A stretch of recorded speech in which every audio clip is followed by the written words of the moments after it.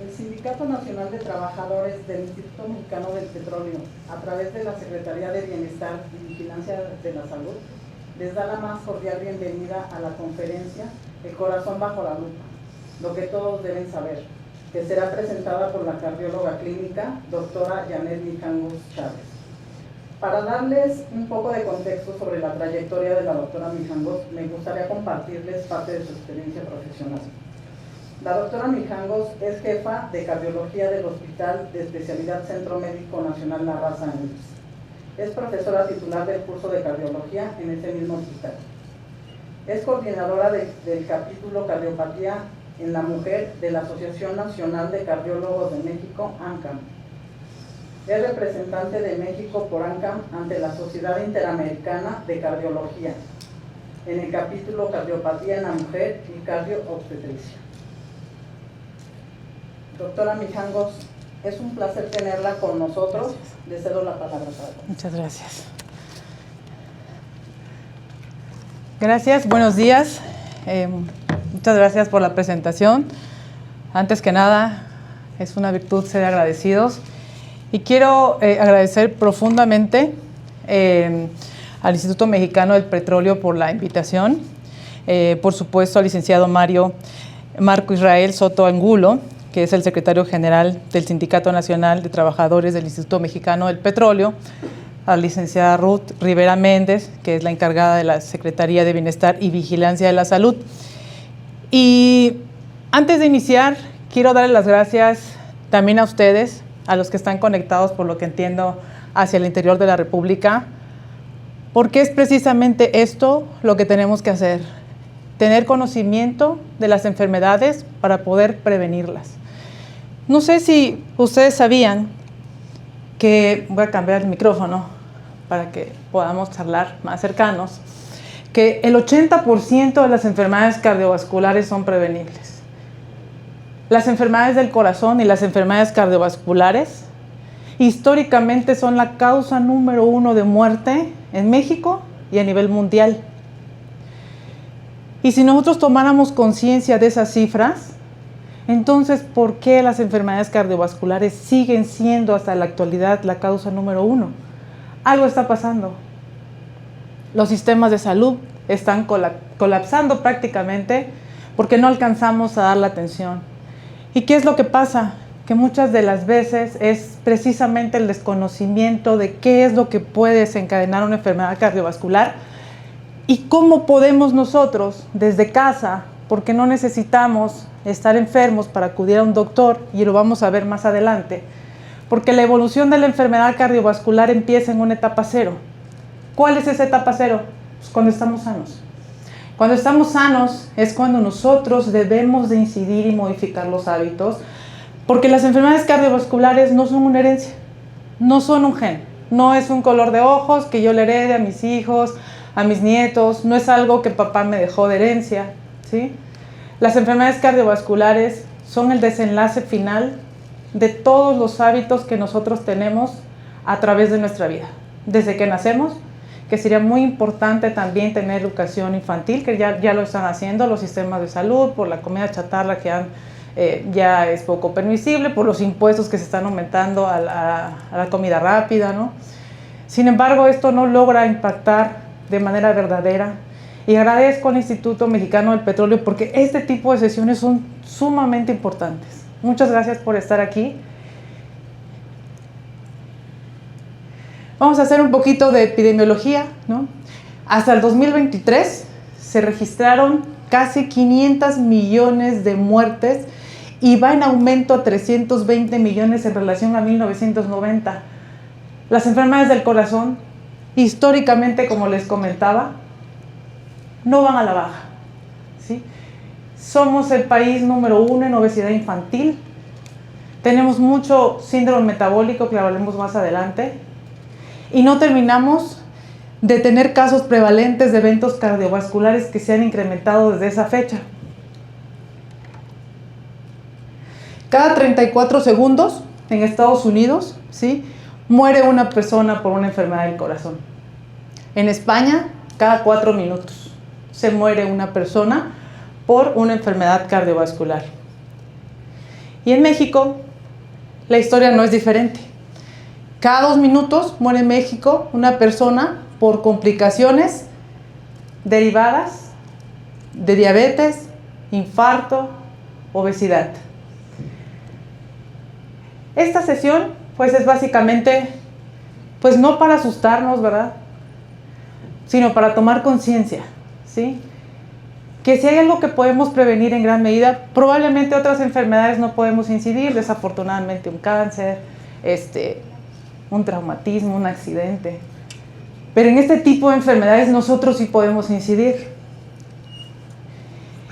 La literatura y las grandes sociedades médicas como la Asociación Americana del Corazón nos han dictaminado algunos lineamientos donde nosotros podemos tomar como una serie de secuencia de eventos de estilo de vida que a lo largo de nuestra vida van a impactar, ¿sí?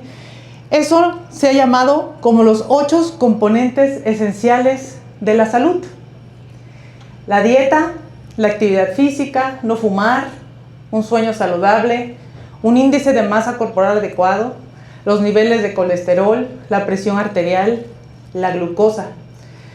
Y ellos han establecido un puntaje. Entre menos puntaje tengamos de todos estos eventos que estamos viendo ahí, nuestro riesgo cardiovascular va a bajar. En el primer esencial, que es la alimentación, yo le digo a mis pacientes, primero se trata de tener hábitos, ¿verdad? Es excelente ir con un nutriólogo porque nos va a decir cuál es el plato saludable, cuál el grupo de alimentos que debe de predominar. Sin embargo, a lo largo del seguimiento de una dieta, muchas veces nos perdemos, ¿sí?, porque no somos constantes. Que eso es otra de las recomendaciones que dan. Arriba nos ponen un algoritmo donde dice disfruta, limita y evita. Nos dice comer verduras, cereales, frijoles, legumbres, frutos secos, proteínas, ¿verdad?, pescados, mariscos, lo que sabemos. Hay que limitar. En la escuela nos decía, en las guías médicas, apréndete sí lo que se debe hacer, pero lo que se contraindica, eso apréndetelo más. ¿Qué debemos de evitar? Consumir grasas trans. Las grasas trans se encuentran en algunos productos, principalmente panadería y alimentos fritos, que son los que adquirimos rápidamente en las tiendas, lo más de comidas rápidas, ¿no? Nosotros tenemos la idea, y vamos a verlo más adelante, que los lípidos provienen de las grasas que comemos, y no es así. Los lípidos provienen de los carbohidratos que comemos. Por eso la recomendación es básicamente pelearse con los carbohidratos. ¿Qué son los carbohidratos? Panes, pastas, jugos, frutas de mucho azúcar, ¿sí?, alimentos muy procesados. Se puede comer yogur, pero los que son altos en proteína, ¿sí? Yo le digo a mis pacientes, cuando usted se siente a comer, primero vamos a comer con horario, no con hambre. Porque si comemos con hambre, comemos lo que se nos atraviesa. Entonces tenemos que tener un hábito con horario de alimentación. Y si nosotros empezamos a cambiar nuestra estructura mental y empezamos a ver en nuestro día a qué horas amanezco, a qué horas puedo tomar mi primer alimento, a qué horas puedo tomar una colación, a qué horas es mi hora de comer, sí o sí mi hora de comer. Todos estamos muy ocupados, todos tenemos trabajo. Yo le digo a mis pacientes, no va a pasar nada con que 10, 15 minutos cierras tantito la puerta, voy a hacer una llamada, comes y sigues trabajando después. Lo que pasa después no es importante, el trabajo se va a quedar ahí y nuestra salud se va a comprometer a lo largo del tiempo por nuestros hábitos que en inicio pues empieza a ser porque hoy no pude, porque entré a la junta, porque había tráfico, porque me da flojera el topper. Los europeos son un poco más longevos que hacia América Latina y este lado, ¿no? ¿Por qué? Porque son profundamente personas que tienen hábitos, sobre todo de alimentación. Entonces, empecemos por concientizarnos, sí, el plato saludable. ¿Qué tenemos que hacer? Acostumbrarnos a revisar las etiquetas. Si ustedes tienen una dieta donde no pretenden bajar de peso y mantener, son más o menos 1800 calorías. Vendrían siendo como 600 calorías en el desayuno, en la comida y en la cena. Si ustedes voltean un yogur, una Activia, ese yogur tiene como 200 y pico calorías, el puro yogur, y no hemos desayunado, y solamente tenemos 600. Entonces, aprendamos a reconocer las etiquetas. Cuando llevemos a nuestros hijos, es bien importante que a los niños los llevemos a la despensa, ¿sí? Que les demos a conocer cuáles son las etiquetas y para qué sirven.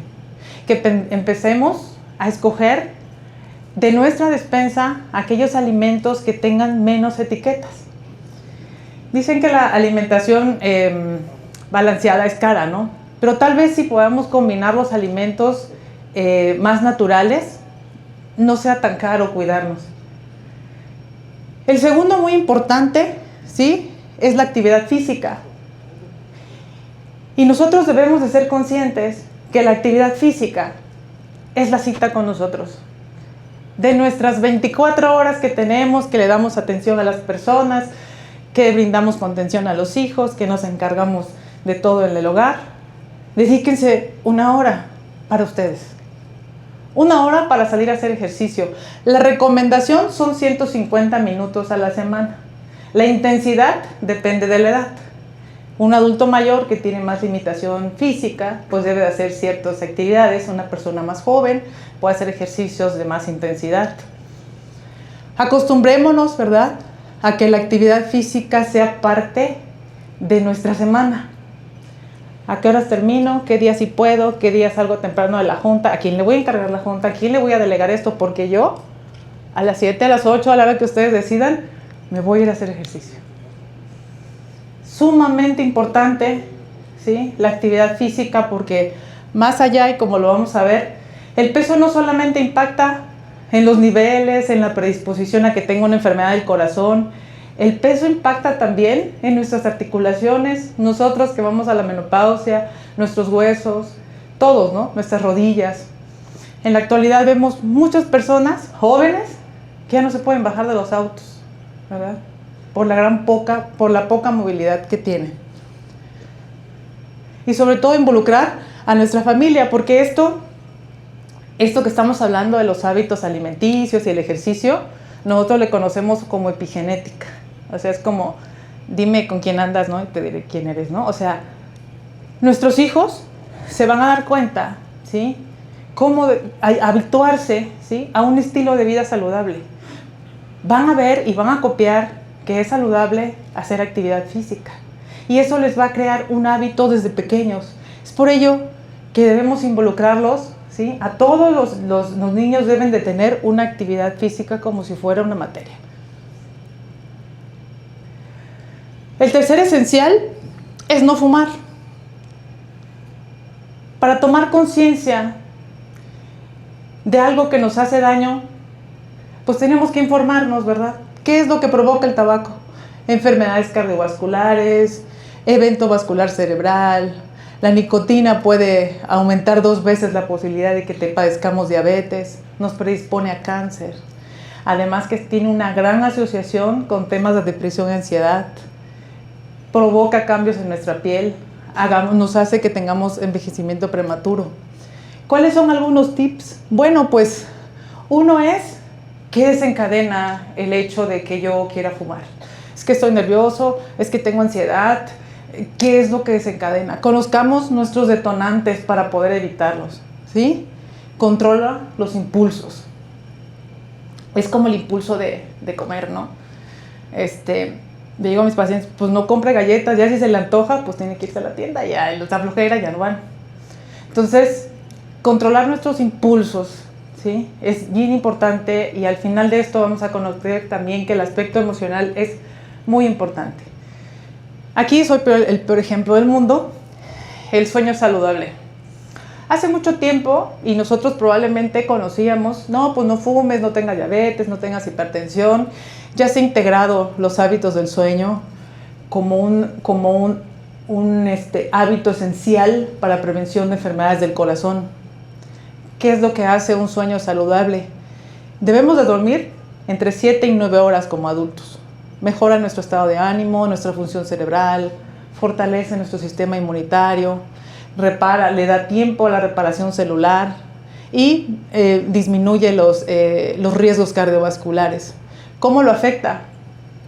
Como hay un ciclo circadiano, llamamos, es decir, que nuestras hormonas se apagan durante la madrugada de mañana y se vuelven a activar otra vez, empezamos a tener niveles altos de cortisol cuando no tenemos buen descanso.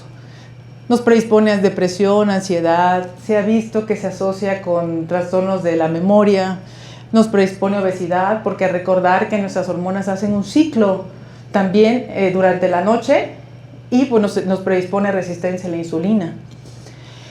El quinto esencial, que es sumamente importante, es el control del peso. Hasta el 2022, 1 millón de personas en el mundo vivían con obesidad, lo que equivale casi al 20% a nivel mundial de toda la población que tiene obesidad. Y cuando se trata de tener sobrepeso, casi el 40% de la población en México y a nivel mundial tiene algún grado de sobrepeso. Sabemos que es sumamente difícil tener un peso ideal, pero tratemos de controlar nuestros hábitos para lograr el peso ideal. En la actualidad, el índice de masa corporal, cuando te dice cuánto mides y esto es más o menos lo que debes de la talla por el peso y sacan tu índice de masa corporal. En la actualidad, las nuevas definiciones de obesidad se basan en la distribución de la grasa corporal. Es decir, pues, puedo ser un poco, o estar medio sobrepeso, pero tener mi pancita chalera, ¿no? Las enfermedades cardiovasculares y los estudios son más basados en la distribución de la grasa visceral. Entonces, tenemos que hacernos un estudio para ver cuál es nuestra distribución de la grasa corporal para saber en qué riesgo cardiovascular estamos. Les voy a poner un ejemplo para que esto se entienda. Una persona de 1,80, físico-constructivista, ¿verdad? Pesa 115 kilos. Cero grasa, puro músculo. Si a esa persona de 1,80, pues que debería pesar 80 kilos, pesa 115, si nos vamos por índice de masa corporal, pues nos da alto, nos da en un grado de obesidad y él no tiene grasa. Es por eso que el índice de masa corporal no es suficiente a la hora de estratificar a un paciente, ¿sí? Cuando hablamos de sobrepeso o obesidad, es sumamente importante la distribución de la grasa corporal. Y otro dato muy importante que a veces se nos olvida es nuestra masa ósea. ¿Por qué? Porque por mucho que nosotros mantengamos a veces el peso ideal, sobre todo en nosotras, ¿verdad? En la etapa de la menopausia, que se nos quita esta protección de las hormonas, empezamos a tener, todos vamos a tener pérdida de masa corporal, pero nosotros nos descalcificamos. Y es ahí donde ustedes se han hecho estudios de densitometría y ven baja masa ósea, osteoporosis y esos grados. Entonces, suplementarnos también con calcio, vitamina D, hacer ejercicios de fuerza sobre todo, sí aeróbicos, pero más en el adulto mayor, es más de peso, bueno, no peso exagerado para no lastimarse, pero sí peso de fuerza, eso fortalece también la masa ósea y pues obviamente la masa muscular. ¿Cuáles son las afecciones en nuestro cuerpo que da el peso? Pues no nada más es la visual, ¿verdad? Que no nos gustamos.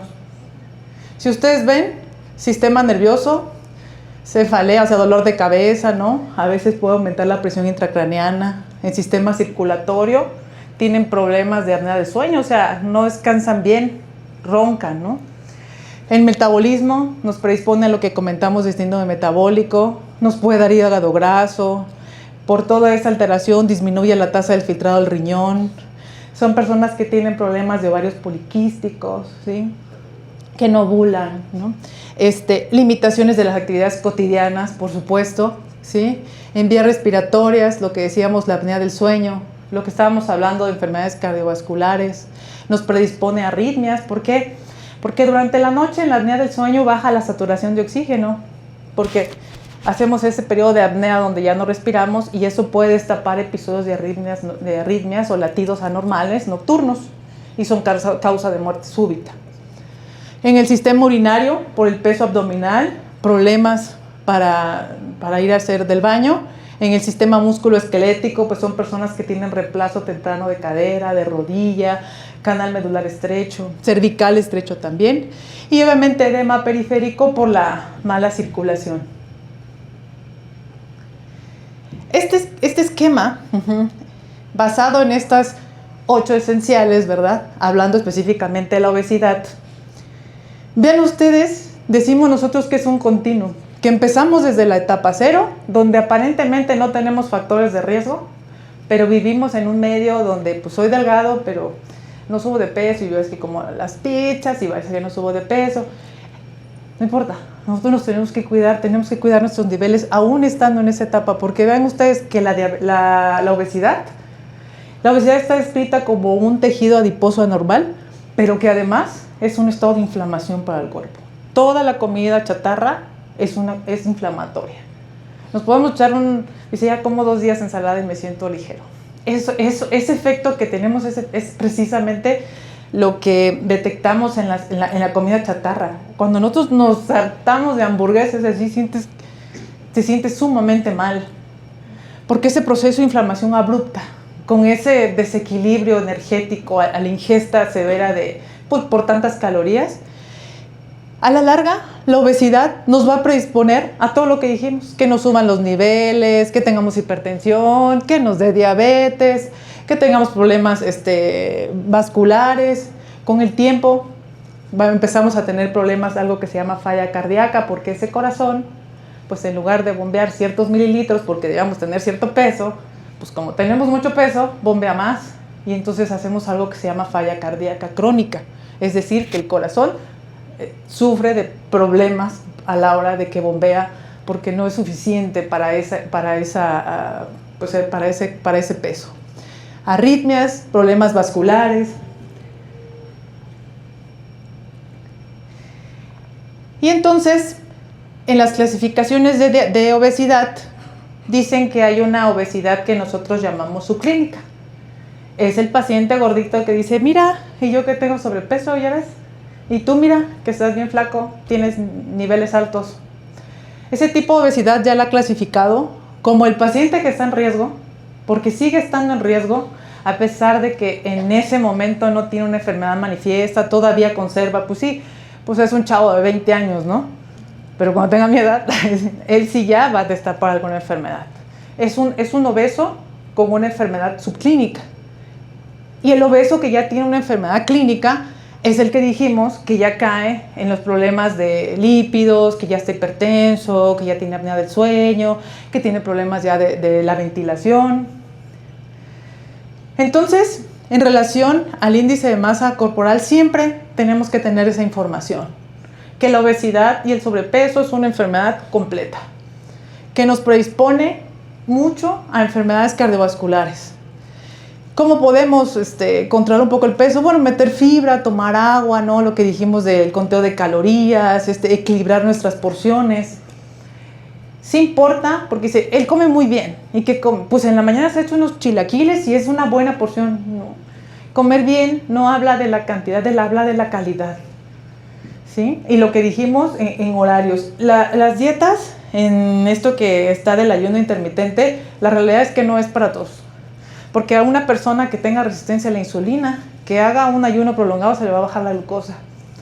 Y eso va a resultar en picos abruptos de hipoglucemia o al revés, ¿no? Que se le suba mucho el azúcar. El otro esencial, el sexto, son los lípidos.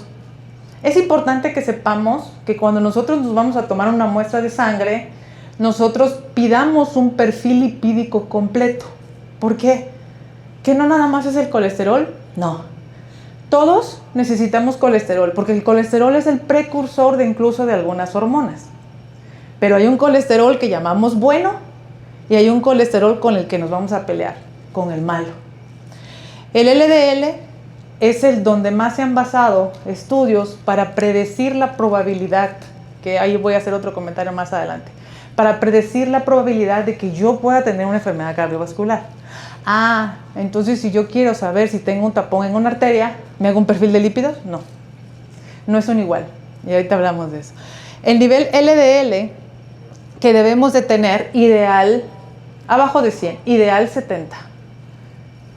Y su precursor, el que viene abajo, que son los triglicéridos, debemos de tener menor de 150.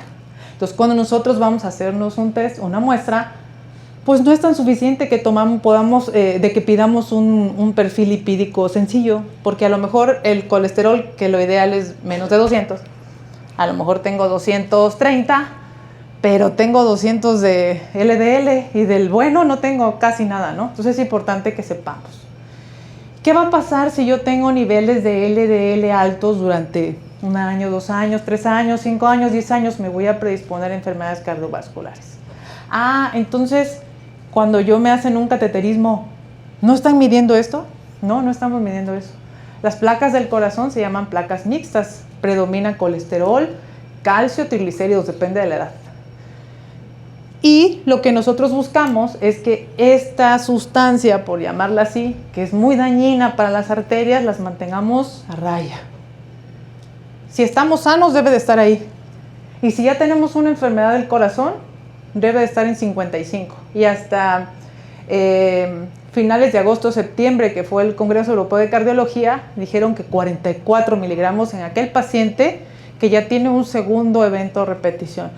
Porque parece mentira, ¿verdad? Las cosas suceden, pero a veces lo que nos predispone a un segundo evento es que el paciente regresa a fumar. Está operado del corazón y regresa a fumar, no come bien, no sigue sin hacer ejercicio, el peso sigue igual, la presión sigue descontrolada.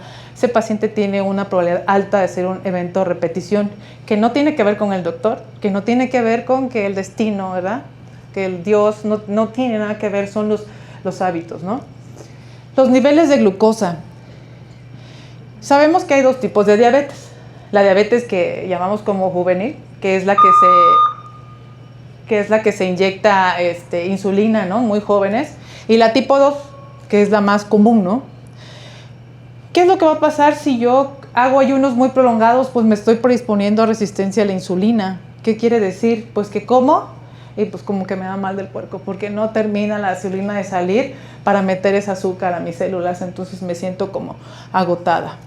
El páncreas va a perder con el tiempo lentamente su capacidad de producir esta insulina al grado tal, ¿verdad?, de que me va a predisponer a que yo destape la enfermedad.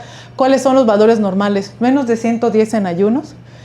Ya lo que se conoce con el término de prediabetes, que es un filo bien. Yo cuando el paciente llega en estos niveles le digo, ¿sabe qué? Haga de cuenta que hoy le dije que usted tiene diabetes.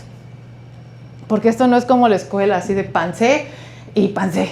No, porque si no tengo conciencia de que yo tengo niveles que están en el límite, ¿sí?, de tener diabetes y sigo le doy permiso a mi paciente o me doy permiso a mí para seguir con mis mismos hábitos, y eso no va a acabar bien. Yo les digo al paciente, ¿sabes qué? El cuerpo pues nos va a pasar la factura.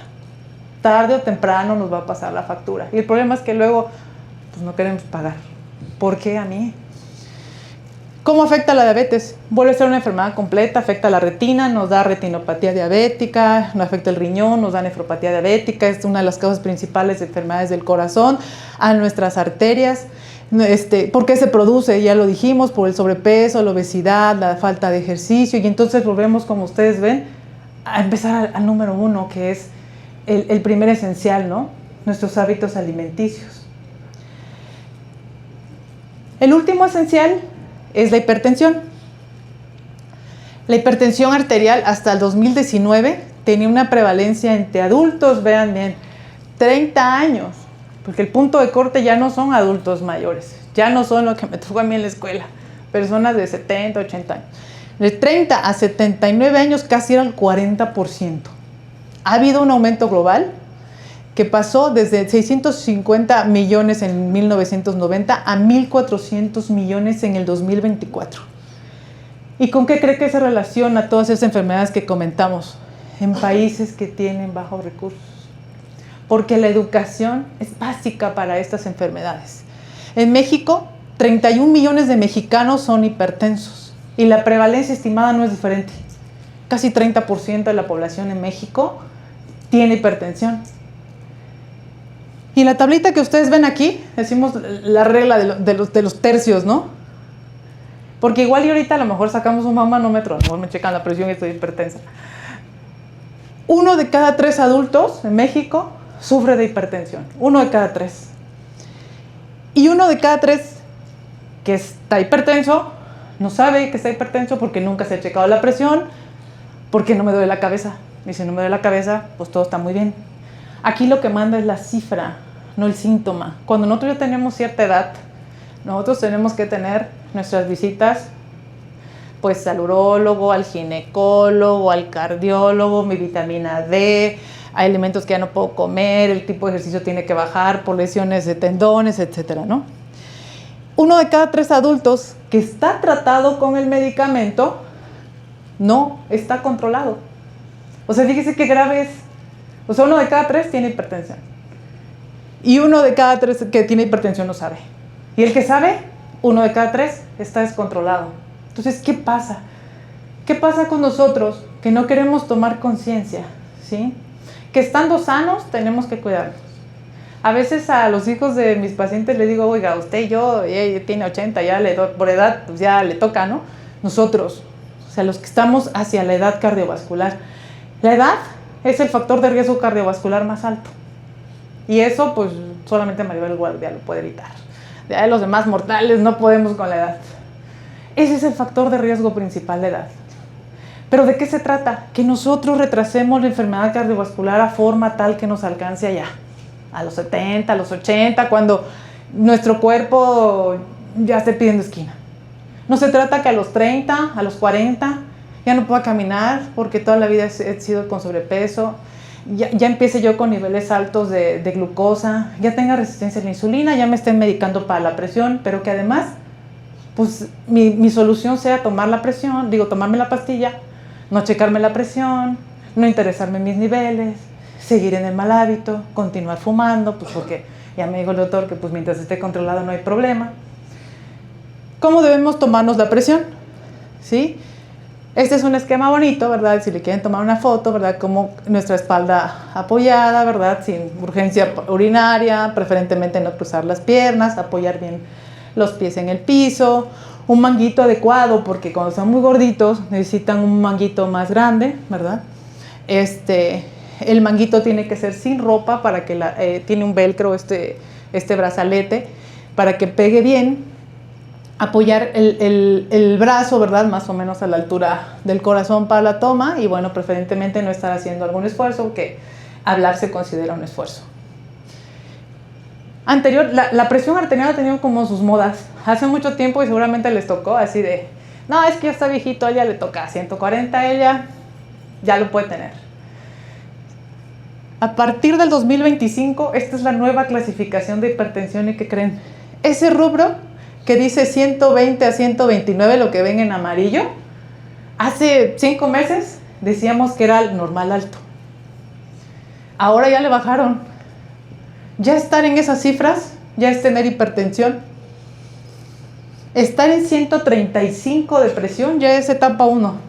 Ya están muy estrictos. ¿Por qué está pasando esto? Porque la enfermedad cardiovascular, dijimos, en el 80% de las veces se puede prevenir y tiene que ver con alguna enfermedad tan frecuente, y la más frecuente es la hipertensión arterial, obesidad, lo que estamos platicando. Entonces las guías médicas cada vez se han puesto más estrictas. Seguramente ahorita al final va a haber muchas preguntas y me encantará contestarlas todas.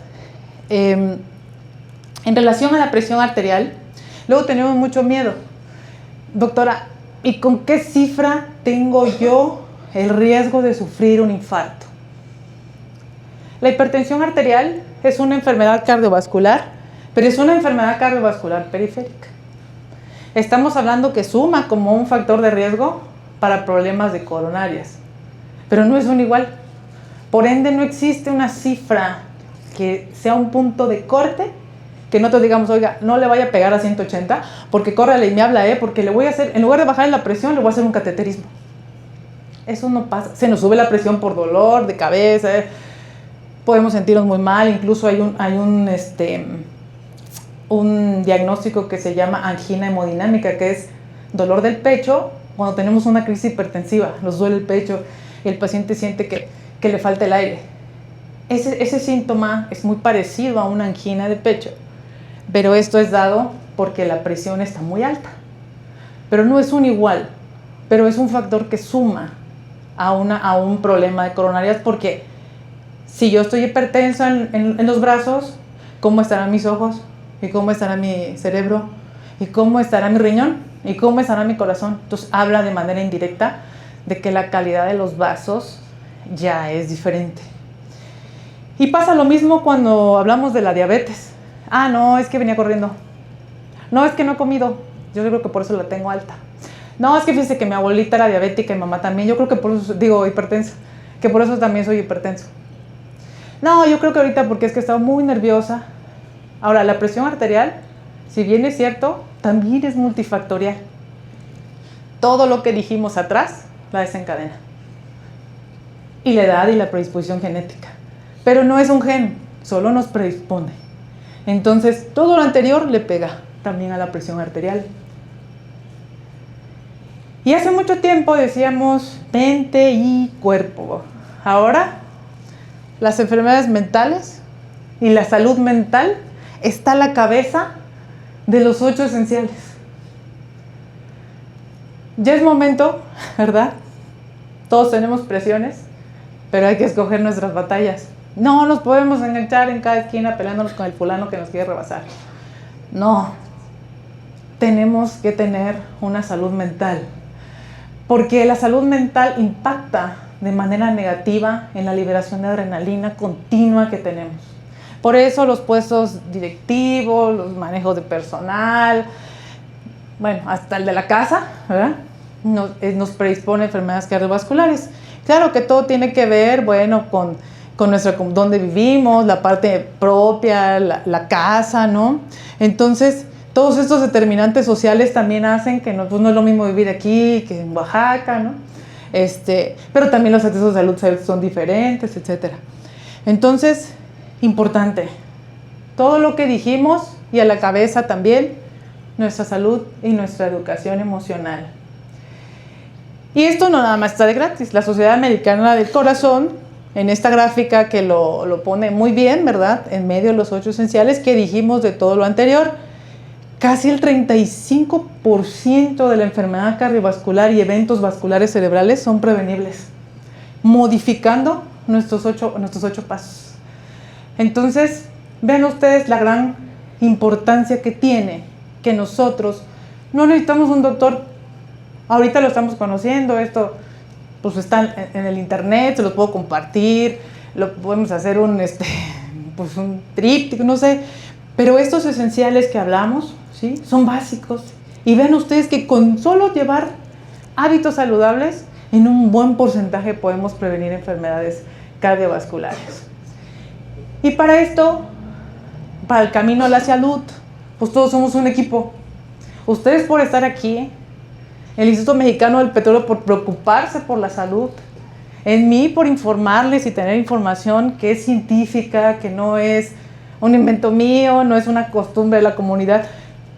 Esto que están haciendo el día de hoy, seguramente muchos de ustedes va a modificar la percepción que tienen de las enfermedades cardiovasculares. ¿Qué estudio nos podemos hacer? El primero pues es un electrocardiograma. ¿Para qué nos sirve un electro? Pues vamos a ver los latidos, que es la frecuencia cardíaca. Podemos ver si el paciente tiene un latido anormal, que es una arritmia, ¿verdad? Podemos ver también si el paciente ya tuvo un infarto antiguo, pues aparece ahí una cicatriz. Podemos darnos una idea de cómo está el corazón, porque es como un estudio externo. Para eso nos sirve un electrocardiograma. Pero un electrocardiograma, y los que han sido mis pacientes, que muchos están por aquí, yo les pongo el ejemplo de la pared, ¿verdad? Yo veo la pared por fuera y pues si la veo bien pintada, no veo que haya humedad, no veo que esté por ahí roto, pues yo infiero que la tubería, o sea, lo que está atrás, está bien. Pero yo no le he ido a abrir la llave allá, ¿no? No sé, infiero. O sea, el electro, como es un estudio en reposo, es un estudio externo que habla de manera indirecta de cómo puede estar mi corazón. Entonces, un electrocardiograma, porque a veces nos dicen, no, pues ya ve, dile que te diga para cuándo te vas a morir y qué día, qué hora. No, espérame. Pues un electro es un test. Un electro es un test externo que nos da muchos datos, pero no es el fiel. Podemos hacer una prueba de esfuerzo, que es conectar al paciente, está una computadora, está un electro en vivo. ¿Para qué nos sirve una prueba de esfuerzo? Una prueba de esfuerzo tiene 3 objetivos básicos. El primero es incrementar la frecuencia cardíaca cuando yo estoy estudiando una arritmia, un latido anormal. Y a veces en el electro pues aparece y de repente no está, o la escuché y cuando le tomo el electro ya no la veo. A la hora que yo reto al paciente incremento la frecuencia y el electro cambia porque está en vivo. Entonces no sirve para estudiar arritmias. 2. Mi paciente hipertenso que dice, pues ahora sí voy a cambiar, voy a hacer ejercicio pero ¿sabe qué? Ayer me fui a correr y me sentí muy mal. Sentí que la cabeza me iba a reventar. ¿Qué hago? ¿Le paro el ejercicio? Entonces lo que hacemos es ponerlo a trotar y checarle la presión de manera continua para ver algo que se llama respuesta hipertensiva. Es decir, cuánto está incrementando nuestra presión arterial en cada etapa de ejercicio para saber si nuestro antihipertensivo está correcto, ¿sí? Y para saber si el síntoma que tiene el paciente está relacionado con eso y su capacidad física también. Porque el paciente me puede decir, yo camino 1 hora, pero lo pongo 3 minutos en plano. El paso muy lento es el problema. Bueno, si tiene 80 años no hay mayor tema, pero una persona joven pues no puede salirse a caminar 1 hora y avanzar 1 kilómetro, 2, no puede ser. Entonces, para eso nos sirve, para medir la capacidad física, la presión arterial, ver arritmias, y la más importante y la más usada, es para hacer un reto a la circulación del corazón.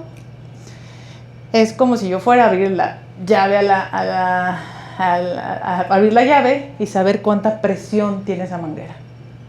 El electrocardiograma siempre va a cambiar, en sanos y en enfermos, pero en enfermos va a cambiar de manera diferente. Y se llama prueba de esfuerzo positiva. Y en este caso, pues positivo es malo, porque positivo quiere decir que hay una alteración en la circulación, que hay una obstrucción. Y para eso nos sirve la prueba. La otra, que es un estudio más de la estructura, que es como el ultrasonido de los bebés, se llama ecocardiograma. Y el ecocardiograma es para evaluar la fuerza, los diámetros, cómo están las válvulas, estudia los soplos, ver si ya hay un infarto antiguo, ver cómo está la fuerza del corazón, cómo está el grosor del corazón. Para eso nos sirve un ecocardiograma. Y hay estudios que se pueden profundizar para conocer ya más de manera específica algo que estamos buscando. Pues en la actualidad ya contamos con lo que está arriba, que es una tomografía de arterias coronarias, que es un tomógrafo, lo acuestan, le ponen unos electrodos, reconstruyen ahí, le quitan lo que es el músculo del corazón y nos dejan el cascarón. Y el otro puede ser un gamagrama cardíaco, se llama. El gamagrama es por colores. Lo que está pálido, hay un tapón en una arteria. Lo que está de buen color, ahí hay una circulación buena. El otro, pues ya es un estudio que es de resonancia magnética y pues se llaman estudios también de perfusión. Y aquí es muchas veces donde nosotros, pues no queremos llegar, ¿verdad?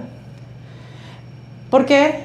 Porque cuando nosotros ya estamos cateterizando a un paciente, pues ya fallamos, todos fallamos desde la casa, las cosas pasan, las cosas súbitas pasan, los casos raros existen,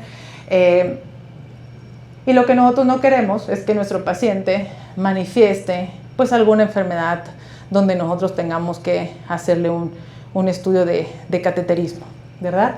El cateterismo cardíaco es uno de los procedimientos para destapar arterias, que se llaman invasivos, pero no es quirúrgico como la cirugía de corazón abierto. Es un procedimiento que, como ustedes ven, es en la mano, con anestesia local, el paciente está despierto, sirve para conocer cómo está la circulación, detectar si hay un tapón, y en ese sitio donde está el tapón se ponen unas mallitas, que son como unos resortitos de lapicero, que se llaman stents, se meten ahí, inicialmente se infla un balón, decimos, porque las placas no las quitamos buena afuera como el dreno del baño, ¿no? Que le quitas y ya se quita. La placa sigue estando, la apachurramos y luego le metemos un stent, que es el que libera la circulación. Ahora, ¿qué pasa? Ah, ya me curé, ya me pusieron un stent, ya estoy muy sano. El stent es una aleación de titanio, que si bien es cierto, es bien compatible con el cuerpo, ahí va a haber un proceso de inflamación, ahí donde yo estoy impactando mi stent. Y entonces yo tengo que hacer, pues si no es ejercicio, pues ahora tengo que hacer. Y voy a rezar los 8 esenciales que dijimos que debimos haber hecho desde un principio.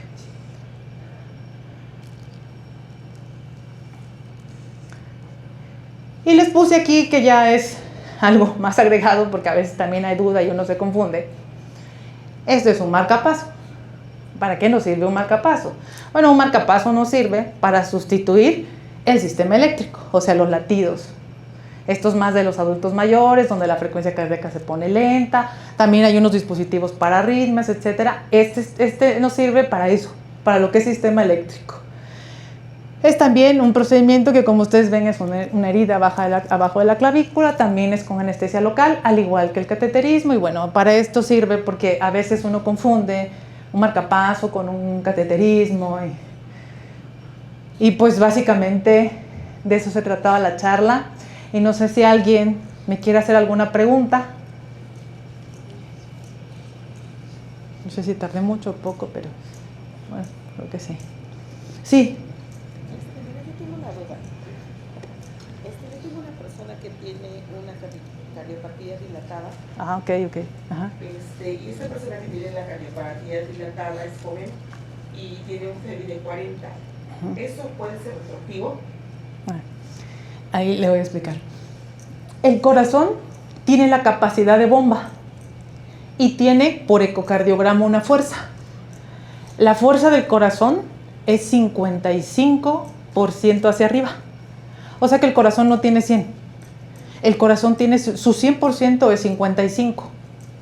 Cuando él tiene 40% hacia abajo, esa se llama disfunción moderada. Y cuando vamos abajo de 35 se llama disfunción severa. Ahora, ¿por qué mi paciente tiene la fuerza del corazón baja? Cuando yo tengo un infarto donde hay una cicatriz, pierde un segmento de fuerza el corazón y ahí se pierde la fuerza. Por eso es importante, después de un infarto, hacer un ecocardiograma para poderle predecir al paciente, ¿sabes qué? Sí se va a reintegrar porque su fuerza cardíaca, mire, bajó a 40, es moderado, toleró, por decir así, el golpe, va a reintegrarse su trabajo. Porque, bueno, si es una persona muy joven, ¿no? Porque puede pasar en niños, en personas muy jóvenes, sin antecedentes de este tipo, normalmente es por alguna enfermedad inflamatoria. Esas enfermedades se llaman miocarditis porque es miocardio, es músculo. Ahora con COVID, porque hay muchas virales, muchas. Ya esto está escrito desde hace muchos años. Con COVID tenemos muchas cardiopatías dilatadas post-COVID, que les da un COVID severo y el responsable fue el COVID. Ahora estamos viendo muchas secuelas de eso. El paciente que no quiso ir al hospital, estuvo en casa, pasó un año y ahora está con cardiopatía dilatada secundario a una enfermedad inflamatoria llamada miocarditis provocada por ese virus y por otros. Hay muchos, digo, independientemente de la pandemia. Es ahí donde la fuerza puede regresar. Donde nosotros captamos al paciente con síntomas, desafortunadamente lo que estamos viendo es que el paciente ya COVID tiene 4 años. Ya es como, no estoy haciendo ejercicio por el COVID, no, espérate, ya COVID tiene 4 años. En la actualidad lo que estamos viendo es un paciente ya muy crónico. Es el paciente que no se detectó en aquella ocasión que tuvo COVID, donde a lo mejor se pudo haber hecho un diagnóstico en agudo. Podemos darle cierto tratamiento y esa fuerza mejorar. Ajá. Obviamente utilizando los 8 básicos, ¿no? Lo que estás comentando. Sí, o sea, el paciente que está sano debe hacerlo. Alguien que ya tiene una condición de fuerza cardíaca baja, pues entonces debe aplicarse. Yo le digo, ¿sabes qué? Desafortunadamente tuviste miocarditis por COVID, tienes tu fuerza en 30.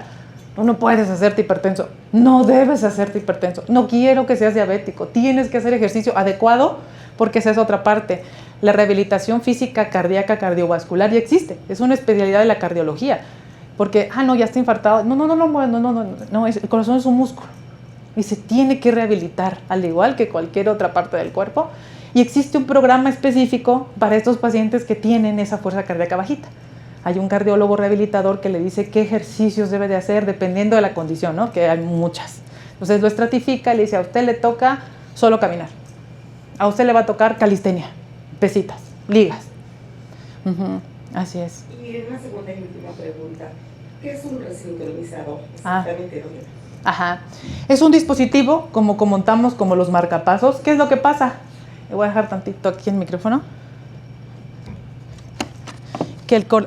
A ver si no me encienden o no sé si está. Ahí está.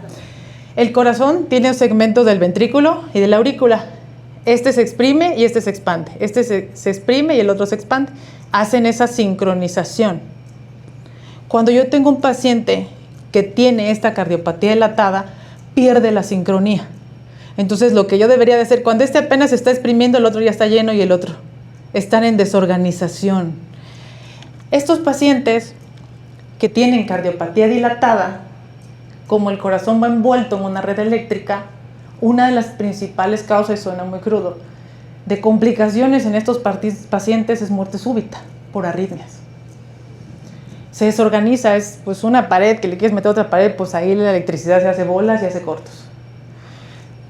Estos pacientes se les hace un Holter, que es para grabar la frecuencia cardíaca en todo el día y testear a ver si tienen arritmias.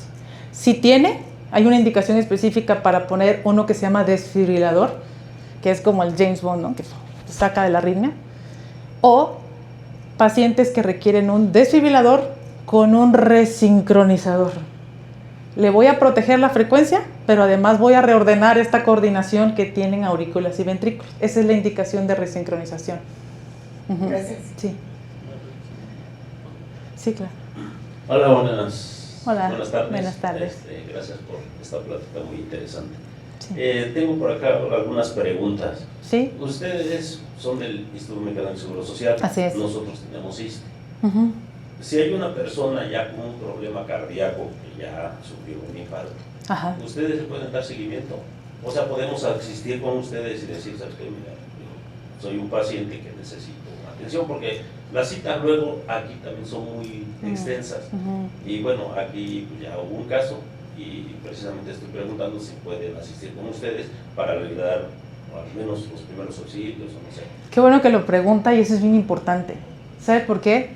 Porque a nivel nacional existe un programa que se llama Código Infarto.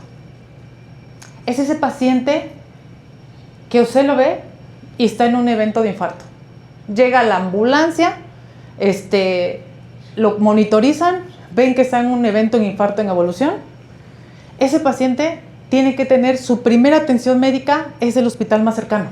Aquí ya se pierde la centralización de IMSS, ISSSTE, Secretaría de Salud, Pemex, se pierde. El Código Infarto es un programa nacional donde el paciente puede ser atendido de emergencia por infarto, siempre y cuando se corrobore que es un infarto, pues se llama código, se activa una alerta que se llama Código Infarto, y el paciente tiene que ser atendido en un nivel de atención, preferentemente, por ejemplo, que haya, pues aquí les toca lo más cerca de la raza, ¿no? Para un código, ¿no? Pero a lo mejor dicen, no, pues, no quiero decir que se vayan a la raza y me va a colgar allá, ¿no? No, pero el programa de Código Infarto es eso, es que se pierda y el paciente tiene, después decimos nosotros que el tiempo es miocardio, entre más horas pasen en cateterizarse le va a ir más mal al paciente.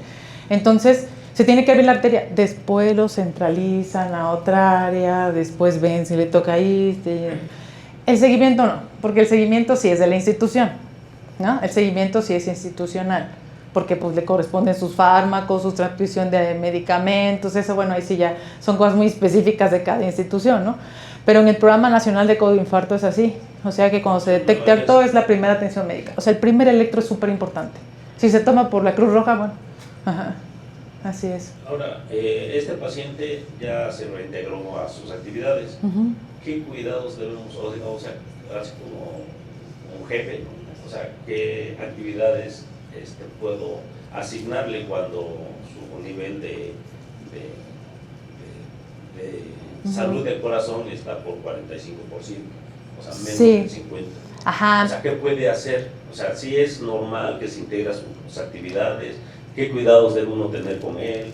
¿Qué alertas debe uno tener sobre ese paciente? O sea, son diferentes. Desafortunadamente, las enfermedades del corazón no se curan. Es un paciente que está enfermo del corazón y que de aquí hasta que Dios diga va a requerir un cardiólogo siempre, ¿no? Desafortunadamente, los stents se rechazan con el tiempo. La misma cirugía de corazón es una arteria que se jala de un lado y se pone por otro, pero es una arteria del paciente, con sus hábitos, con su genética, con su edad. No le están poniendo una arteria de otro lado, es el paciente. Y esos puentes coronarios en cirugía cardíaca también se tapan. Los stents también se tapan. Las válvulas hay que cambiarlas. Bueno, ¿de qué depende que el paciente se reintegre a una actividad laboral? Primero, lo que dijimos, lo tenemos que estratificar.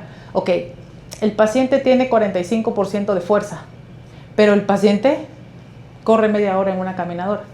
Eso nos lo dice el cardiólogo rehabilitador. Porque el paciente, a pesar de que tiene 45% de fuerza, físicamente está bien. Y es ahí donde nosotros le decimos al paciente, usted puede regresar a trabajar. Y va a haber aquel paciente que dice, no, pues yo nada más camino de aquí a ahí, pues sí, pero sigue teniendo 20 kilos de más, hasta yo me voy a cansar sin tener infartos. ¿no? Ese paciente hay que rehabilitarlo, hay que integrarlo a su actividad física. Ahora, depende también, es que fíjate que en mi trabajo tengo mucho estrés, y yo, y si le contara el mío, ¿no?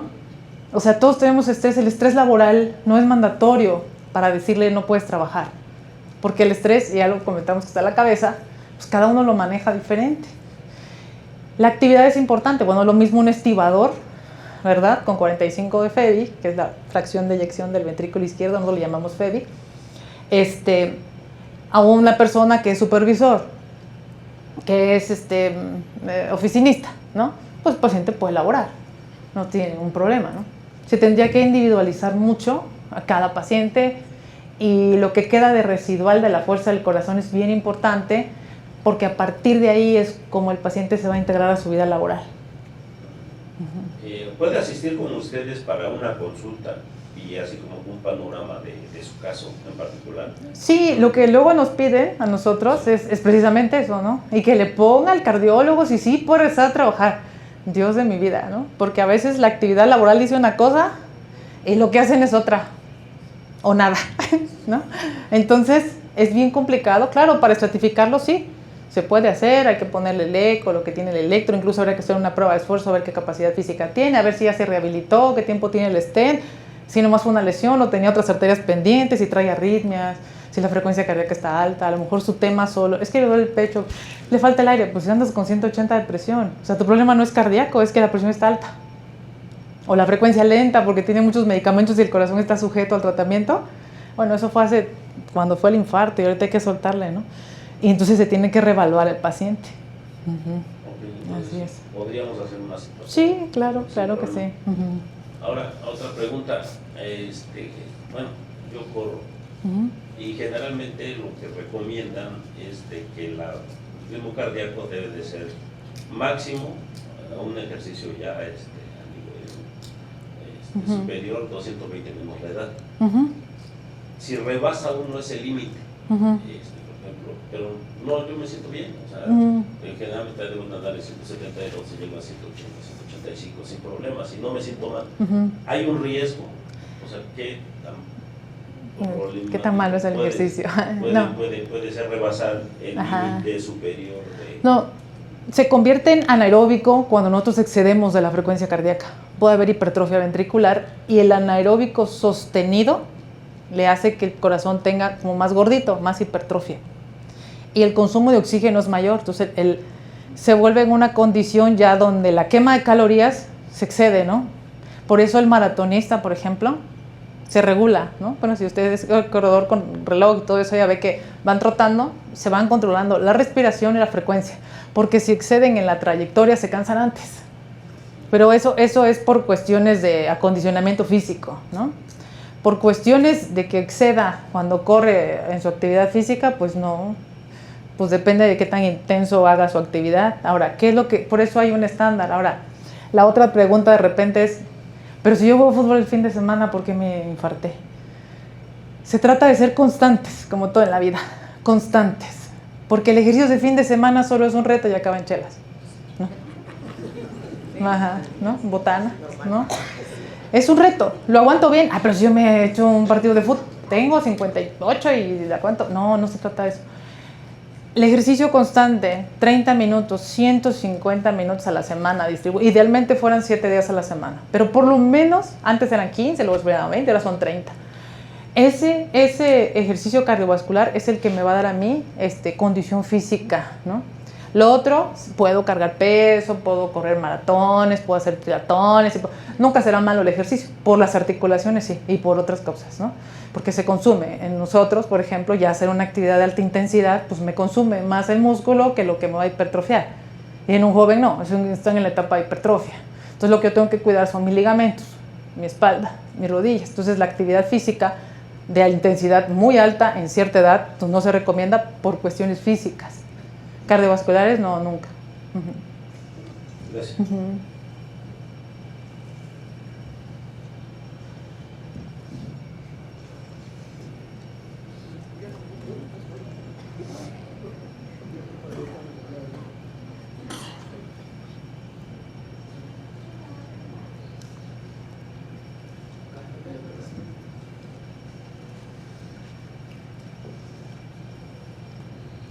Hola, buenas tardes. Buenas tardes.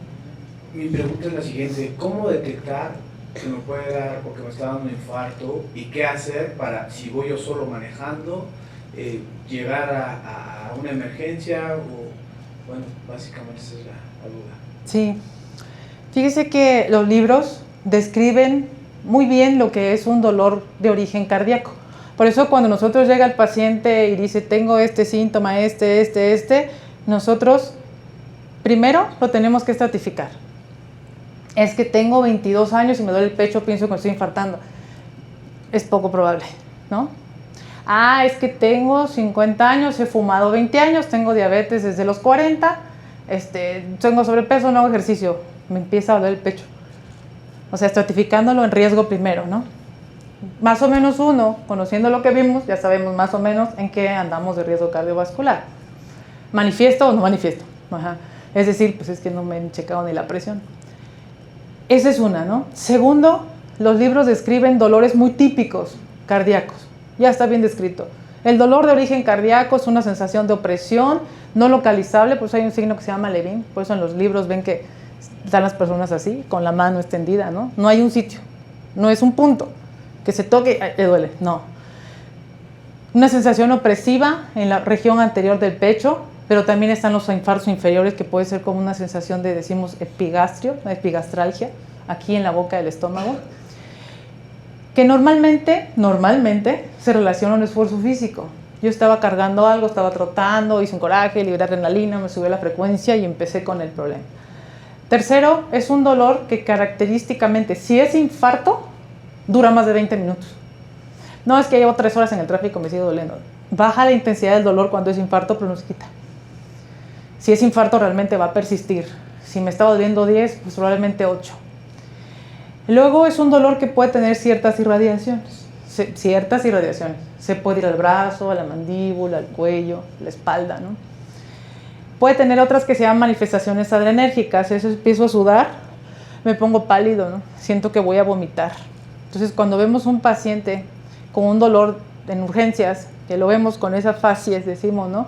De palidez y falta de aire, presencia de dolor, es altamente probable que eso sea cardiovascular. El problema que tenemos en medicina es que no son matemáticas.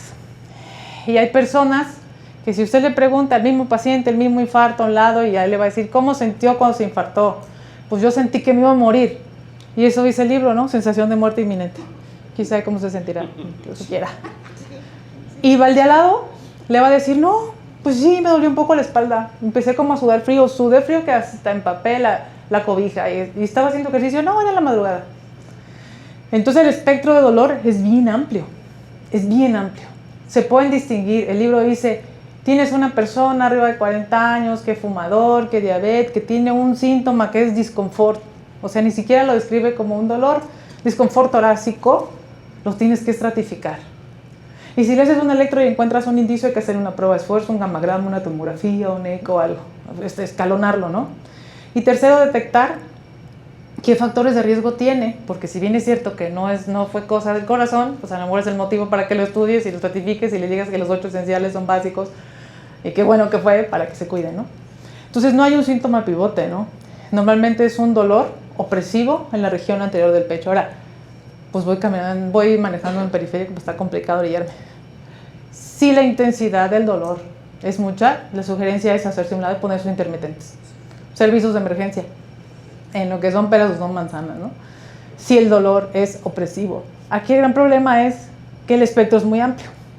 Y entonces, si bien es cierto que está descrito, porque así quisiéramos nosotros que el paciente llegara, pues nomás me da por teléfono, que tanta, estás infartando, ¿cierto? Nos vemos. No. A veces hay algo que se llama infarto silente. El paciente llega porque le van a hacer una valoración, porque le van a operar de la próstata, y de repente ves y digo, ¿y su infarto de cuándo fue? No, pues yo nunca me he infartado. Pero aquí tiene una cicatriz de un infarto. No, pero a mí nunca, ni me he desmayado. También relaciona mucho el desmayo con el infarto y son cosas diferentes. Ajá. Entonces, esos infartos silentes se dan en una población muy baja, normalmente personas que tienen diabetes, porque la neuropatía diabética es muy engañosa. Entonces, son como tener los nervios anestesiados, ¿no? El paciente es muy simulador. Al paciente con diabetes le falta un poco más el aire, no es un paciente tan pleno. El resto de pacientes sí manifiesta como una sensación opresiva. Ahora, en nosotras, ¿verdad? En las mujeres, también tenemos terminales nerviosas distintas. Nosotros nos sentimos más cansadas, nos falta más el aire, ¿no? Nosotros no somos las clásicas de la opresión, ya está loca, ¿no? No, sí tenemos síntomas distintos a los hombres. Entonces, la enfermedad cardiovascular hace mucho tiempo, y seguramente cuando empezaban las campañas de cáncer de mama, decía, causa número 1 de muerte en mujeres, cánceres de mama. No es cierto. La enfermedad del corazón es la causa número 1 de enfermedades de muerte en las mujeres a nivel mundial. Al igual que los hombres, ya nos empatamos. Y tenemos factores de riesgo también distintos. Pero si no fuma ella, tiene 52 años, sí, pero tuvo una menopausia muy temprana, todo el tiempo tomó hormonales, tuvo ovarios poliquísticos, tiene problemas de ansiedad y depresión que también nos predispone a nosotras. Entonces, estos síntomas cardiovasculares tienen su descripción. Lo más que le puedo recomendar es que una sensación opresiva, lo ideal, pues ver, ¿no?, de qué origen puede ser, abrillarse, ver si se puede recuperar. Si no se recupera, pues hablar a un servicio de emergencia, ¿no? O llegar, si se puede, ¿verdad?, al hospital más cercano a que nos hagan un electro por si las moscas.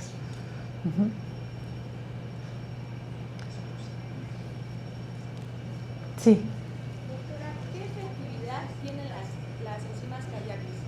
Aquí en el instituto tenemos electrocardiogramas en los servicios médicos. Cuando tenemos un paciente con sintomatología, hacemos el electro, hay una sospecha de infarto, trasladamos, pero existen algunas enzimas cardíacas que ahora venden tiras reactivas. Entonces, bueno, aquí tratando de acortar los tiempos para mejorar la salud del paciente, mi pregunta es qué tan efectivo sería que tuviéramos enzimas cardíacas en tiras y pudiéramos tener un mejor diagnóstico. No, pues sería súper recomendable, porque la situación del electro es, pues si yo vivo en la contraesquina del hospital, me da el dolor ahorita, llego ahí, todavía no tengo cambios. Por eso es que hacemos un electrocardiograma cada 2 horas, lo vamos testeando a ver si decimos que va teniendo cambios, ¿no? Entonces, cuando llega un paciente, independientemente que el síntoma, que a lo mejor puede ser no muy típico, está indigesto, algo, ¿no? Si nosotros le hiciéramos un test de, sobre todo, troponina ultrasensible, que es cara, pero es muy buena, es la que hacen los triage en urgencias, ¿no? Ahí, con ese test, nosotros podemos predecir si está alto, está positivo, está en un evento en evolución, que puede ser a una angina de riesgo alto, porque también sube las enzimas, o un infarto en evolución, ¿no? Y se tiene que trasladar. Sí, sería muy bueno. De hecho, también tener espacios cardioprotegidos, o sea, un desfibrilador como en un área cerrada, ¿no?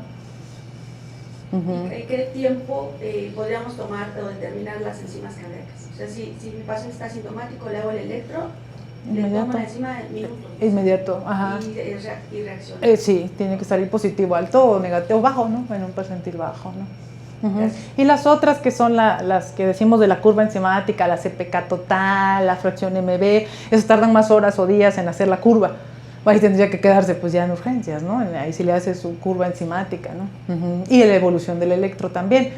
Y luego para acabarla de molar, hay unos infartos que no tienen cambios en el electro, y ahí la otra va a decir, es que es medicina para todo. Hay pacientes que tienen un tipo de infarto donde el electro no cambia, se llama, así un nombre raro, se llama sin desnivel del ST.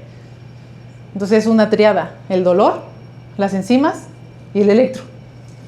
Y el dolor puede ser no típico, el electro está normal, pero tiene enzimas positivas, y ese paciente requiere atención. Es una triada, así es. Un paciente con antecedentes, el periódico debe de ser que se le esté haciendo un electrocardiograma para darle seguimiento. Sí, las enfermedades cardiovasculares y nuestras arterias cambian con nuestra edad, desde que nosotros nacemos. Es como nuestra piel, ¿verdad? La piel de un bebé, de un adolescente, de un adulto mayor. Entonces, las enfermedades cardiovasculares se manifiestan, ¿sí?, después de los 40, 50 años, ahí en adelante. Pero algo muy cercano a darnos cuenta es la actividad física, porque la probabilidad es menor. Claro, si no nos eximen, y por aquí pues tenemos algún caso, ¿no?, de alguien que hace mucho ejercicio y tiene problemas cardiovasculares, ¿verdad? Si bien no nos exime, es una forma muy cercana a darnos cuenta, porque yo troto, ¿no?, 3 veces a la semana, no sé, 10 kilómetros, y ahora en esos primeros minutos yo siento que no puedo avanzar. Ahí me doy cuenta que mi capacidad física, algo está pasando en mi corazón que porque no hago nada diferente, mi misma rutina. Por eso la actividad física es muy buena para hacer un test. Se puede hacer un electro cada año, nada más que el electro es un estudio que, como ya dijimos, en reposo, pues puede dar normal. Y mi paciente ir diario, puede irse diario a hacer un electro y tener en el trasfondo algo, ¿no? Es como, veo la tubería y le hago digo, pues está bien la tubería, pero mientras no le vaya a abrir la llave, que es la prueba de esfuerzo, no puedo darme cuenta. Por eso un test de prueba de esfuerzo, por lo menos cada 2 años, idealmente cada año, es muy bueno como un test. Un test, lo conecto, lo subo y a veces las pruebas de esfuerzo cuando están conectados el paciente está trotando y el electro está bien feo, ¿no? Oiga, ¿tiene dolor? ¿Siente algo? No siento nada. Y así, ¿no? Yo tuve un paciente que me decía, se puso bien feo el electro y le decía, mira vieja, sentí igualito que cuando subía las escaleras del metro. Tenía una arritmia muy fea, se ponía muy mal del electro y el paciente dice como que le faltaba el aire. No tenía un síntoma y eso lo hacía cuando iba en el metro. Dice, igualito, así como te dije que me sentí cuando y yo así, Dios mío, ¿no? Entonces, el síntoma durante un trote también no es un fiel, ¿no? O sea, el paciente puede estar trotando y por eso es la evidencia del electro, de lo que está pasando en vivo. Por eso la importancia de la prueba de esfuerzo. Buenas tardes. Buenas tardes. Una pregunta. En el caso de las personas que sufren de arritmias, ¿hay alguna operación que las pueda eliminar de por vida? Sí, las arritmias, el corazón tiene un ritmo, ¿no? Lo escuchamos, ¿no? Cuando el ritmo se pierde, o sea, eso se llama arritmia. Y de las arritmias hay muchos orígenes. Hay unas que salen de un lugar que se llama ventrículo, hay otras que nacen de un lugar que se llama aurícula, ¿verdad? De hecho, el hipertenso y el obeso, ya lo vieron, tiene una arritmia que se llama fibrilación auricular, que proviene de una zona que se llama aurícula. Bueno, dependiendo del origen, porque si es un paciente, por ejemplo, que está infartado, y yo le digo como el corazón está envuelto, lo que dijimos, en un sistema eléctrico, pues haga de cuenta que usted va en una autopista y entra a terracería.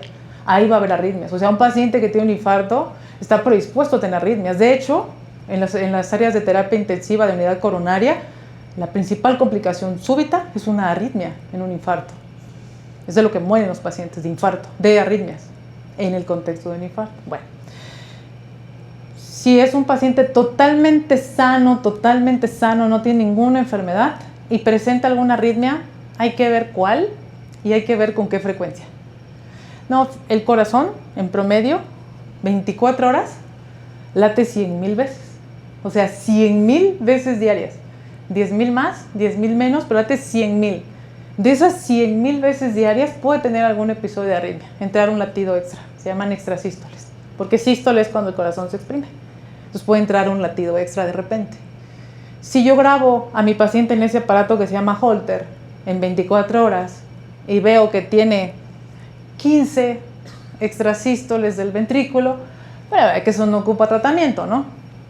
Pero si yo grabo a mi paciente y de esos 100,000 latidos tiene 70,000 con arritmia, pues algo le está pasando al paciente, ¿no? ¿Qué tiene? ¿De qué origen son? Y entonces vienen dos cosas: las medicinas para tratar de frenarla, y hay que ver si con eso se quita, o un estudio que es muy similar a un cateterismo, que yo creo que por ahí va la pregunta. Ese estudio se llama estudio electrofisiológico.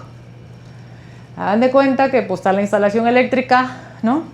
Y se van a enojar los electrofisiólogos, y viene el electricista, ¿no? Y entonces quita los plafones, todos, y empieza a ver dónde está el faso de contacto.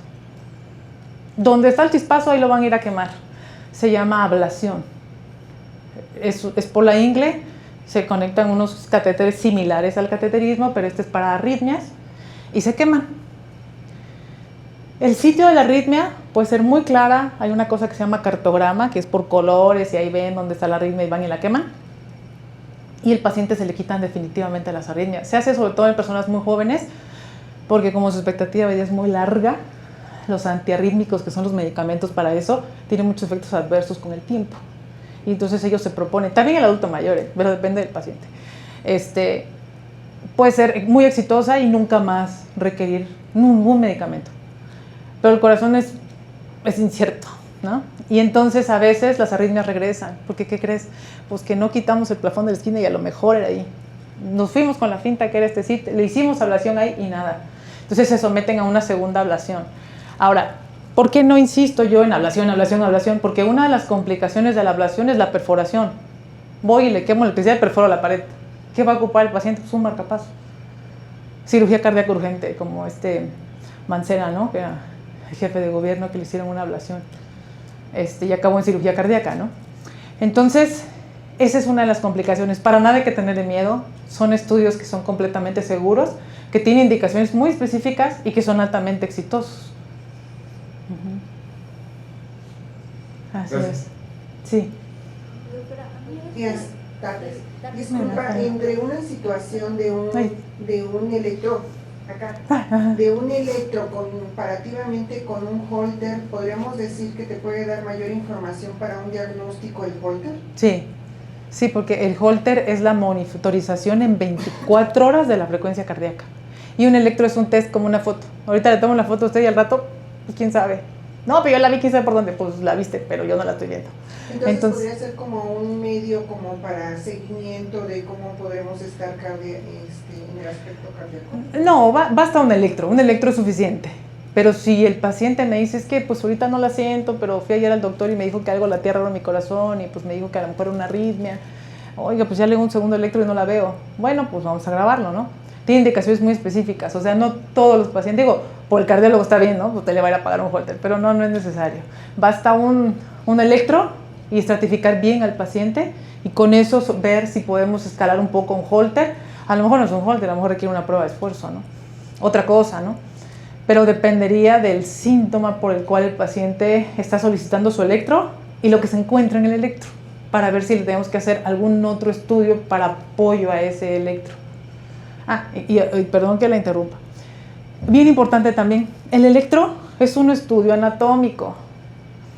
Es un estudio que si yo estoy embarazada, pues cuando yo me acuesto, mi abdomen sube, el diafragma, y el corazón se desvía del lado izquierdo.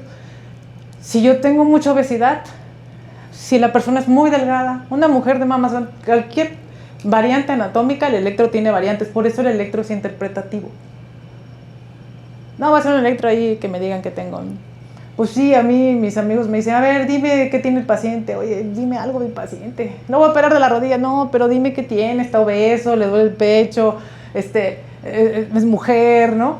Porque interpreta electros es bien complicado, porque tiene que ser en el contexto, porque hay muchas variantes que son normales y de las cuales no nos tenemos que preocupar.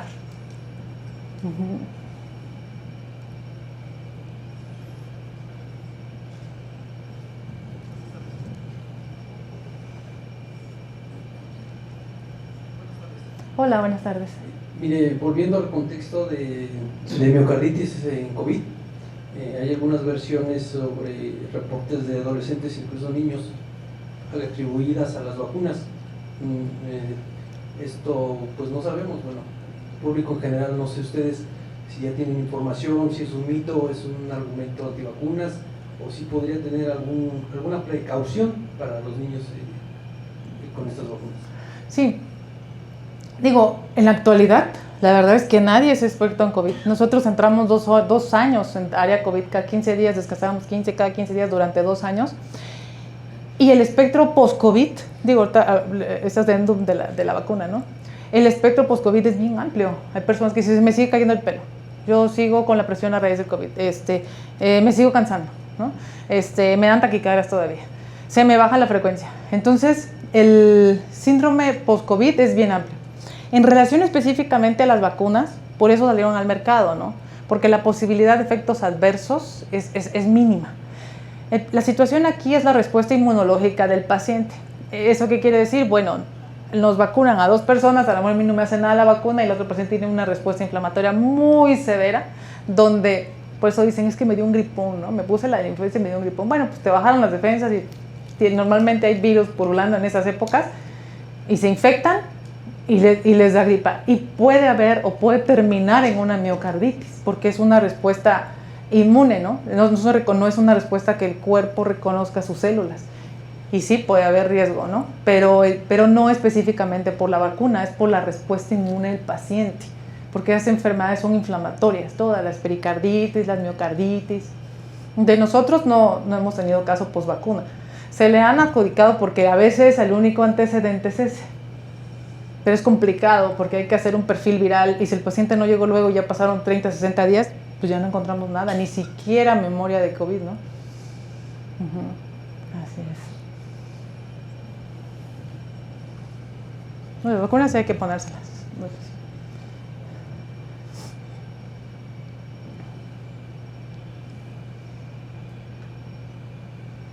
Bueno, hola, buenas tardes. Hola. Bueno, mi pregunta sería si un monitor de brazalete es confiable para dar monitoreo a lo que es la presión arterial.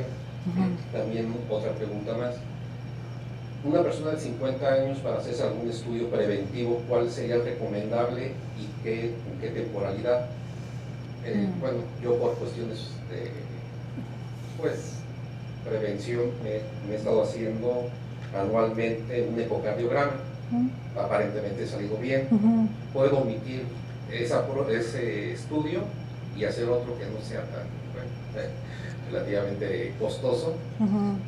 Y también con qué frecuencia usted recomendaría que se realizara a una persona de 50 años. Sana. O sea, que no tiene antecedentes de haber fumado. Exacto. O bueno, nada. Fumando. Bueno, porque ahí voy a regresar. Lo primero para prevenir es lo que dijimos. No existen pastillas mágicas, no existe la mano de Dios, no existe nada. Son nosotros contra lo que hacemos todos los días y solo por hoy. Eso es lo que más previene enfermedades. La diferencia en los estudios es la información que queremos buscar. Basta un electro en reposo en un paciente que tiene síntomas claros y riesgo, o cambios en el electro para decir este paciente tiene riesgo, ya no le voy a hacer prueba de esfuerzo, se va directo a cateterismo, ya me lo voy a saltar. El ecocardiograma es la estructura. El objetivo del eco es ver la fuerza, los diámetros, las válvulas, ver si el paciente tiene algo congénito, pero eso no va a cambiar de un año a otro.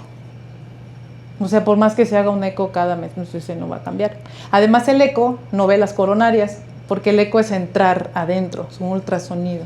O sea, nosotros entramos al corazón y las coronarias, es como medir por dentro aquí las paredes y yo quiero ver la tubería que está arriba en la azotea. Esas son las coronarias y esas no las evalúa el eco. El eco es aquí y las coronarias están arriba. Hay estudios específicos como la tomografía de arterias coronarias. Eso se llama score de calcio. Lo hacen múltiples laboratorios.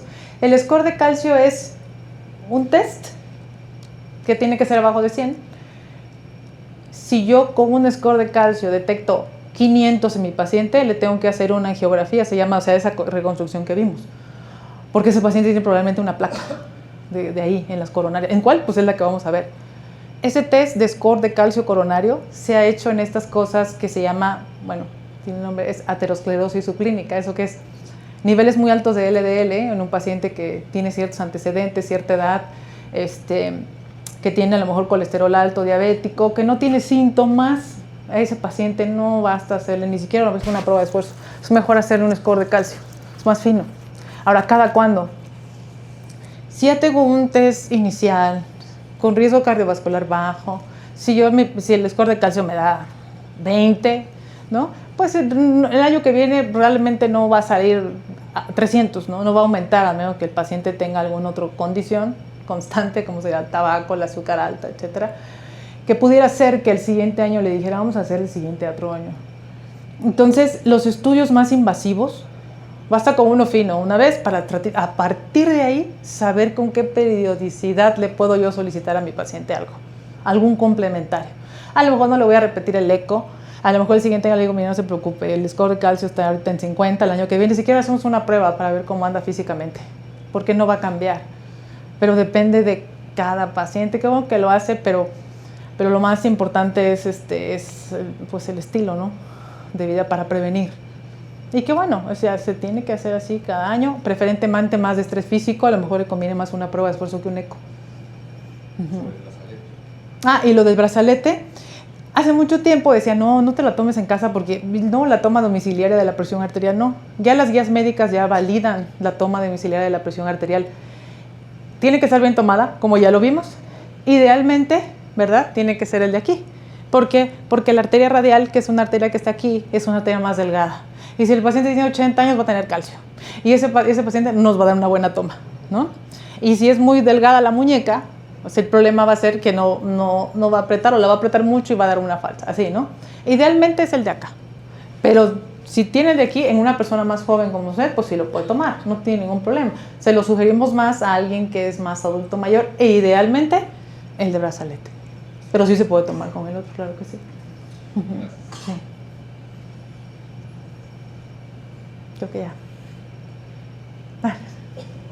Buenas tardes. Para los pacientes que fueron diagnosticados hipertensos después de salir positivos de COVID, ¿cuáles serían las mejores recomendaciones y prevenciones? Como usted ya vio la gráfica, 1 de cada 3 no sabe. Entonces era el COVID. O yo ya estaba hipertenso. ¿Quién sabe? ¿No? A lo mejor no, pues, si usted se lo checaba y dice, no, yo no, ¿verdad? Bueno. El chiste es que el tema es que si hubo un evento, como dice, ¿no? El susto del 85 y a partir de ahí fui hipertenso. Bueno, si hay un evento en el cual nos hizo que nos diéramos cuenta que somos hipertensos, pues lo primeritito es control. ¿Control de qué?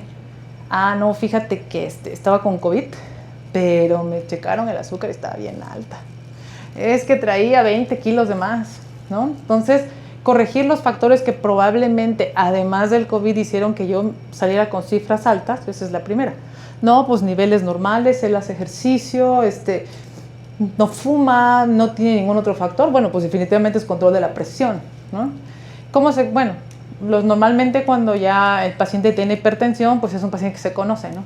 Que le duele la cabeza, que si no, el checarse la presión arterial, el tomar sus medicamentos con regularidad, no omitirlo, ¿no? Porque si ya está controlada, ya no me lo voy a tomar, no me doy de alta. Raramente se va a quitar. Si esa condición ya fue crónica, si ya pasó un año, el paciente dice, es que yo no soy diabético, me tomo 1000 miligramos de metformina, pero pues nada más tengo resistencia a la insulina. Digo, yo tampoco soy diabética, me tomo 1000 de metformina y se me va el azúcar al suelo. O sea, cualquier persona que no sea hipertenso, pues no va a tolerar dosis plenas de antihipertensivo.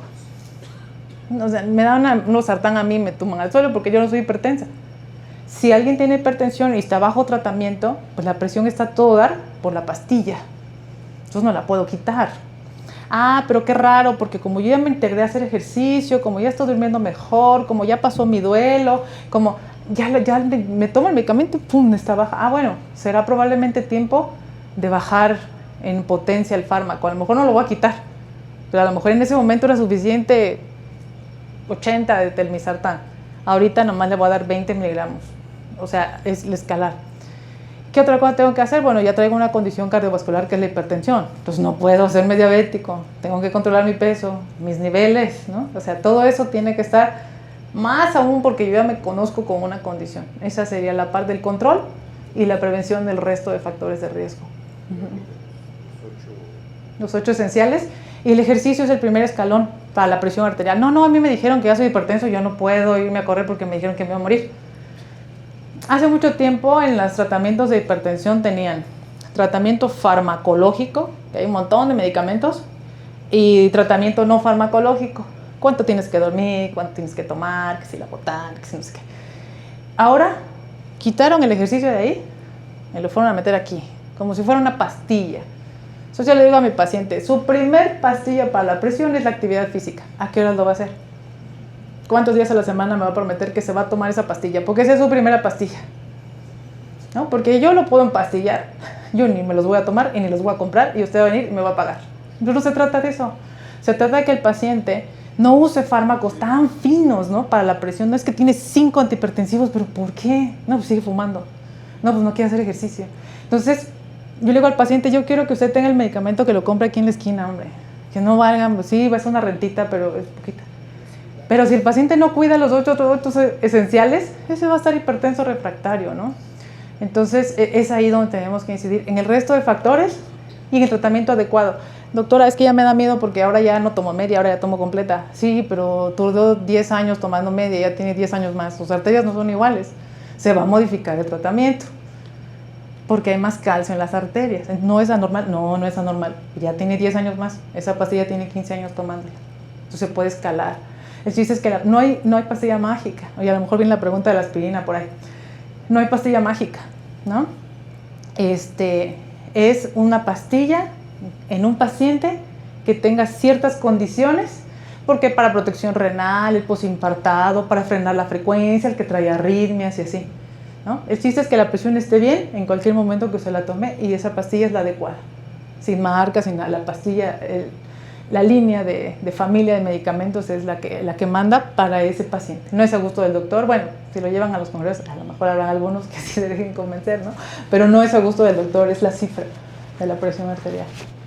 ¿Alguna afectación renal muy específica? Sí, existe la nefropatía hipertensiva, o sea, un daño del riñón por la presión alta. Y se dializan y se hemodializan al igualitito que el diabético. ¿Cuándo no voy a llegar ahí? Si usted ve, sin tener la condición de la presión, la sola obesidad al final nos da daño renal. Nos baja el filtrado por ese proceso de inflamación. Y si además soy hipertenso, pues a lo mejor tengo cierto riesgo. Pero además si estoy descontrolado, peor. Entonces, la tasa de filtrado renal, que es un parámetro, ¿verdad?, que se puede medir en 24 horas, hay un parámetro de sangre que también nos dice que tanto estamos tirando proteínas, etc. Control de la presión es básica para no terminar, ¿no? El examen general de orina, porque ahí podemos ver proteínas. Las proteínas son moléculas pesadas que el riñón no se mete en broncas. Tiene nefropatía, las tira. Se llama proteinuria.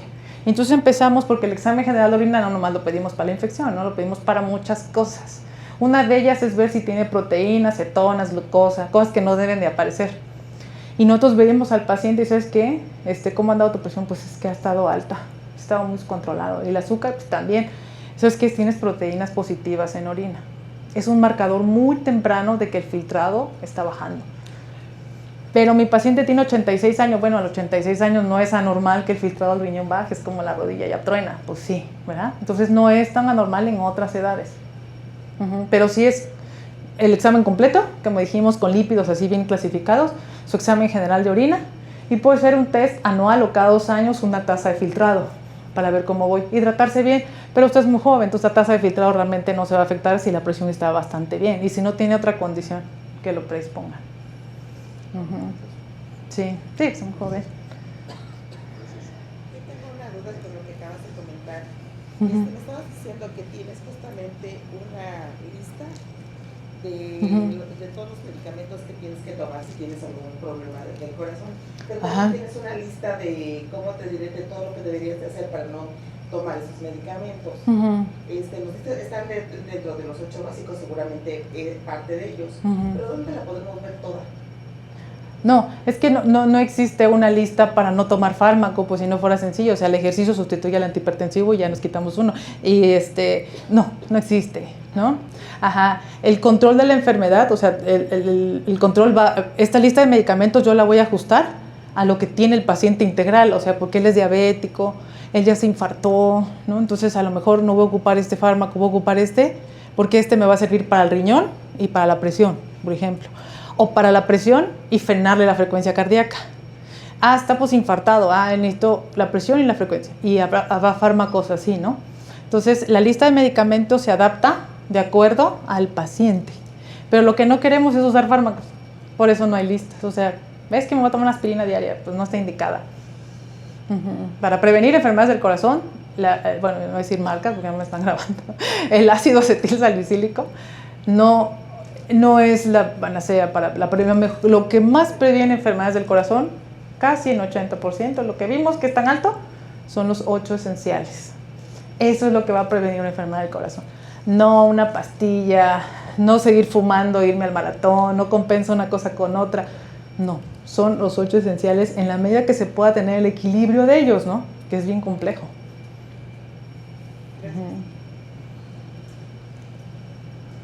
Yo no sé si alguien más. Bueno, sobre el ejercicio que dice es la primera pastilla, ¿qué recomienda? ¿El aeróbico o el de fuerza? Bueno, Pues es que depende de la edad, lo que comentamos, ¿no? Y una vez le dije a un paciente, no, pues tiene que salir a caminar. Y salió y se cayó y se fracturó. Le digo, ¿pero dónde se fue a caminar? No, pues es que me fui a tal terracería. No, pero es... O sea, el ejercicio debe ser individualizado. Ajá. O sea, es la edad, ¿no? Pues si el paciente toda su vida levantó pesas, ¿no? Y tiene una lesión de columna, pues a lo mejor no lo voy a mandar a trotar. A lo mejor lo voy a mandar a hacer, pues, yoga, tai chi, ¿no? Está joven, pero le corresponde más de ligas, más de fuerza, que se llaman de calistenia. En general, una persona joven tiene que hacer un ejercicio entre alta intensidad a moderada mínimo. Un adulto mayor a intensidad más leve por las articulaciones. Y si es un paciente que tiene osteoporosis, a lo mejor nos toca fortalecer cierto grupo de músculos, ¿no? Porque el paciente puede estar muy gordito, pero realmente es solamente grasita porque no tiene fuerza muscular, se desgarra, hace un mal movimiento porque no tiene músculo, ¿no? Entonces, lo que tenemos que fortalecer en ellos para protección del hueso es un músculo, ahí le toca ejercicios de fuerza. Así es. Pues, no sé si hay alguien más. Bueno, pues creo que ya. Gracias. No, pues el aplauso es para ustedes. Gracias por estar aquí.